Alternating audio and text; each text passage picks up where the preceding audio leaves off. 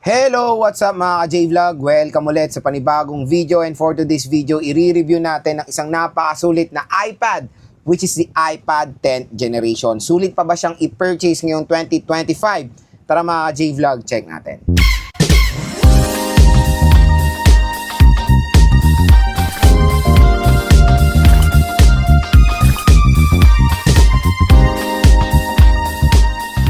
So yun mga ka-J-Vlog, shoutout sa mga nakanood ng aking pagbili ng iPad 10th generation sa Green Hills. And syempre bumili tayo sa isa nating suki na supplier na si Ate Jelly ng J&J Gadget Store.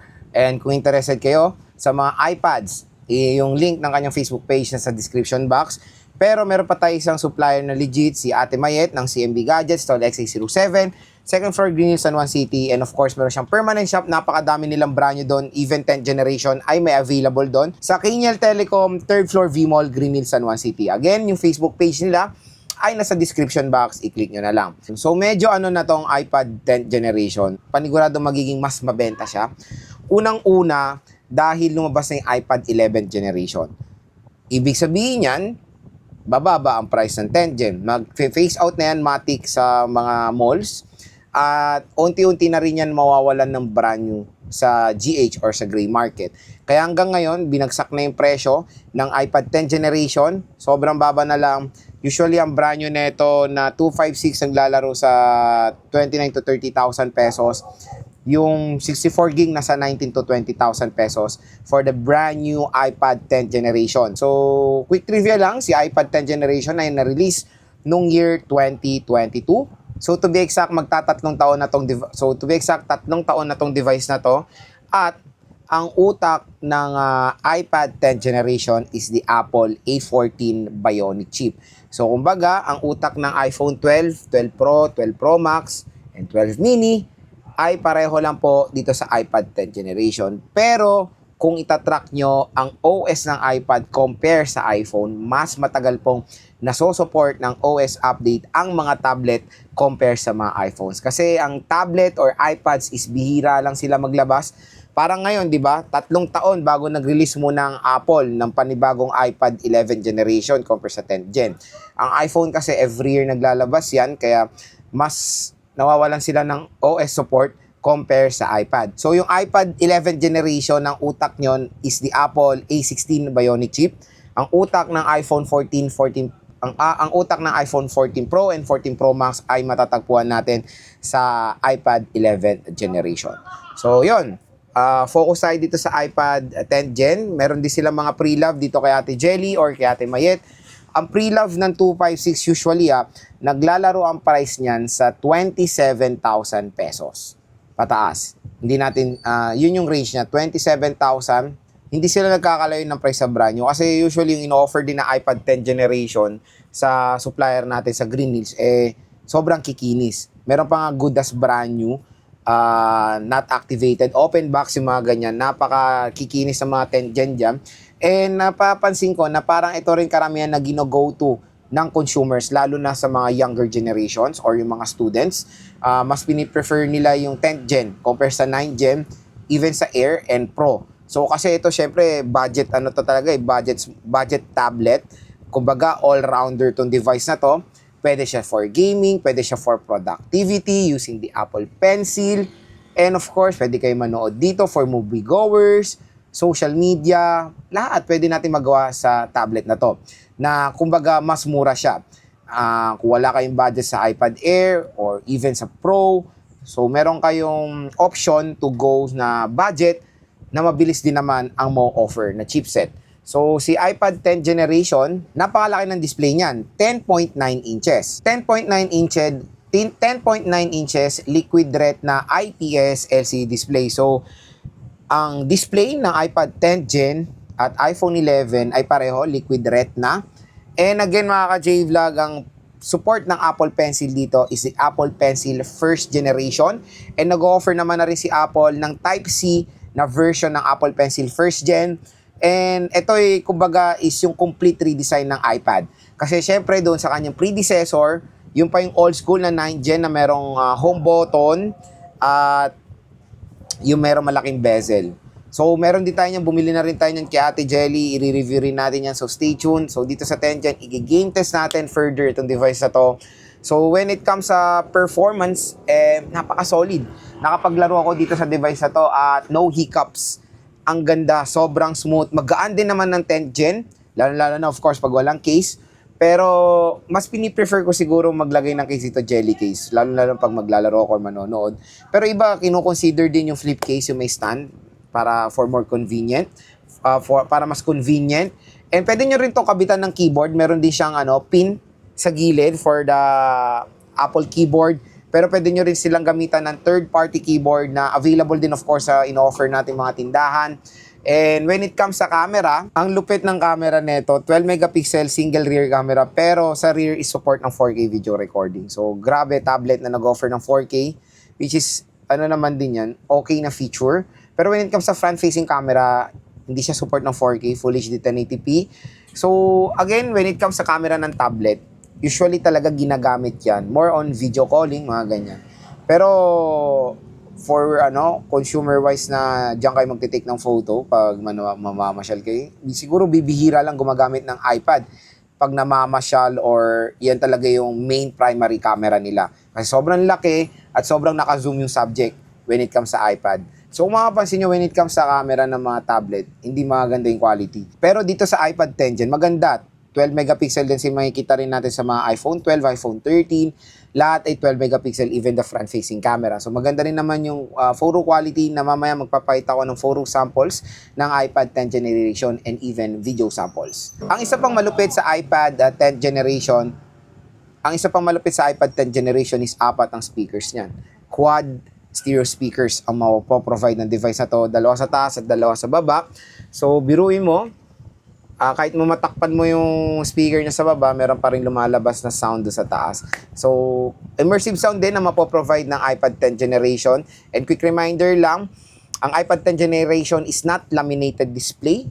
Hollow display siya. Kumbaga, merong gap between yung LCD at yung screen na pag tinuktok niyan, mararamdaman yung hollow yung display niya compare sa laminated display na magkadikit talaga sila.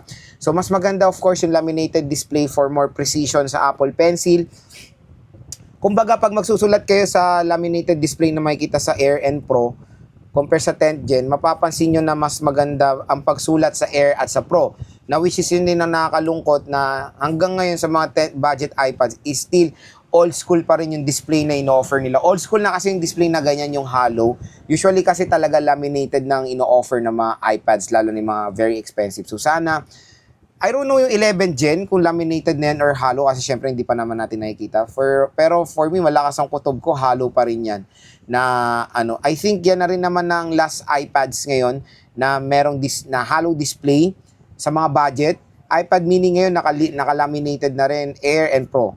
Budget iPad na lang. So hopefully budget iPad is magkaroon na rin ng laminated display at support na rin sa mga matataas sa pencil para naman mas ma-enjoy ng consumers yung pagsusulat.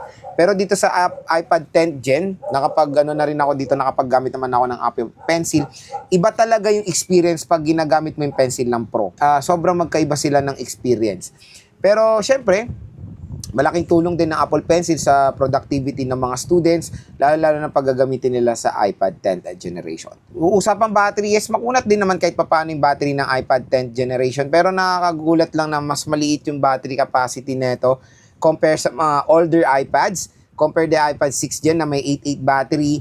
Dito sa iPad 10th Gen, 7.6 ang battery niya, pero tinignan ko naman, ginamit ko rin naman tong device na to, kahit pa paano makunat din naman ang battery niya, nakapaglaro ko dito, nakakapag-games ako dito, and still mataas pa yung battery percentage niya.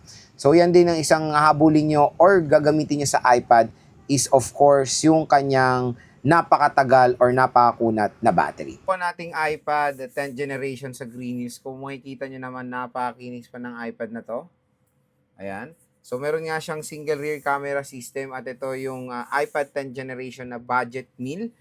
At syempre, ito yung kumbaga nagiging mabenta rin sa GH mga J-Vlog. Ang maganda rin dito, available pa rin ang brand new nitong iPad 10th generation at nagkaroon na rin ng iPad 11th generation na soon magkakaroon din yan sa Green Hills at i-update namin kayo. Pero ito ngayon na-purchase natin na iPad 10th generation. Tingnan nyo naman, pre-love condition to. pero makinis pa naman mga J-Vlog. Ayan, no? Single rear camera system. 256 gigabytes of internal storage. Walang ganong kagasgas. Ayan. So, hindi lang kasya sa frame eh. So, yan yung right side niya. Nandito yung kanyang power button. Ito yung camera. At meron tayong microphone dito. Sa taas naman, dito tayo maraming ganap. So, nandito yung kanyang fingerprint scanner. Dalawang speaker grill. So, quad speakers to. Sa left side, yung kabitan ng Magic Keyboard. Sa baba naman is yung dalawang speaker grills ulit at Type-C port. At kung makikita nyo when it comes sa orientation na ng tablet na to or even lahat ng mga iPads ngayon is landscape orientation na sila, more on focus. So, nandito na yung camera. Ayan, i-open natin. So, yan. Pag in-open natin, nandyan yung tempered glass niya. Free tempered glass naman doon. Napakalaki ng screen na itong iPad na to.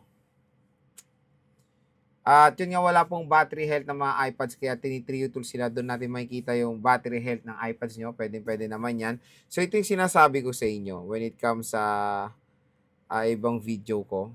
Ayan. So, tingnan nyo to Pag more on tinignan nyo yung focus dito sa screen ng iPad, ayan may hollow siya. Kaya pag tinap nyo, parang may gap or space. So, yan yung tinatawag na hindi laminated display.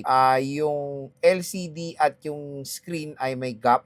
Ayan Pag laminated kasi mga J-Vlog, walang gap. Kaya pag tinap nyo yun, medyo mas okay yung tunog niya. Kaya pag gagamit kayo ng Apple Pencil, mas maganda yung precision. Kumbaga, mas accurate yung pagsulat nyo sa Apple Pencil ng laminated display. Although, dito naman din sa iPad 10 dyan, when it comes sa overall screen quality, maganda naman kasi malaki yung screen size nito. At when it comes sa brightness, naka full brightness na tayo, hindi siya ganun kataas yung brightness compare sa mga high-end na iPads na sobrang ganda ng mga display nun. Usually talaga mga users ngayon ginagamit ng iPad sa ganito ng orientation. At nakapag-download tayo ng few games, kaya abangan nyo na lang yung game test din natin doon sa iPad 10 generation. So, explore natin yung camera niya. So, sa camera, syempre, hindi naman more on, focus talaga ng iPads is camera quality. More on talaga sila sa productivity ng device. Kasi, sino ba naman ang multi-trip na gagamitin to for, di ba, for taking photo outside? Usually, yung camera nito, more on ginagamit sa mga video calls. So, ayan yung photo niya. Meron tayong 2x zoom hanggang 5x zoom. Sa video, maganda dito kahit na iPad siya, is-support niya ang 4K video recording. Meron siyang square shape, panorama, syempre wala tong live photos. So, slow-mo and time lang. So, very simple lang naman ang camera app ng iPad 10 generation. So, try lang natin mag-ML. Doon lang tayo sa practice. Tingnan lang natin kung gaano kalaki mag-ML dito. So, tingnan lang natin kung gaano kalaki mag-ML dito. At yun nga, medyo naninibago pa rin ako sa button ng iPads, even sa iPad. Usually kasi dati pag tinataasan natin yung volume dito sa kabila, so na yan, low volume na yan, tapos dito na yung high volume. So medyo baliktad pa rin sa akin yung pagpindot. Naninibago pa rin ako until now. Ewan ko ba't ginanon ni Apple yan. Siguro dahil ganito naka-landscape. Pero mas sanay yung mga tao pag dito yung yung mas mataas yung volume compare dito. So baliktad siya. Ayan, so nagda-download pa naman yung resources, pero available siya sa matataas na settings naman sa ML. Pero high refresh rate lang ang pinakamataas niya. Try natin mag-practice para makita nyo lang yung aspect ratio niya when it comes sa ML. So, nag-try na ako maglaro dito. Kumbaga, kung walang case, very comfortable. Kung walang case, okay naman siya. Comfortable naman maglaro. Pero nakakangawit lang talaga. Medyo mahirap na to pag may case. Okay siguro maglaro dito pag meron kayong patungan na ganyan. Para mas comfortable kayo. So, try lang natin. Versus AI lang tayo. At kung makikita nyo ng pag-iPad talaga mga J-Vlog. Ayan, nawala na yung black screen dito. So, full screen naman siya. Malaki, maganda naman maglaro sa big screen or big display, pero talagang nakangawin kung hindi kayo sanay. Ayan O, di ba? So maganda ipatong nyo na lang ganyan. Pero nagre-reflect kasi, so ganyan na lang. Magaan naman tong iPad So available nga siya sa mataas sa settings. Matikaya na ito maglaro. Kasi yung chipset niya naman is rin naman, snappy rin naman siya. di ba? Uy, ganda nung set nun ah. Natalo pa nga tayo sa computer mga idol, oh. So, ano natin? Tingnan natin lahat ng ano nito, yung skills nito. Tingnan natin ah. Hindi ko pa kasi nagagamit 'to eh. Uy, wow. Yun oh. Uy, no. So, yan. Smooth naman siya. Abangan nyo na lang yung full gameplay ko ng ML dito mga ka-J-Vlog kung saan matetest pa natin rin siya sa mga, kumbaga may legit na kalaban talaga. Maganda naman maglaro ng ML sa malaking display kasi makikita nyo yung marami pa kayong, kumbaga, makikita sa game, di ba? Pero yun nga lang, pag maglalaro kayo dito, siguro mas maganda may patukan kasi baka nga mangawit din kayo.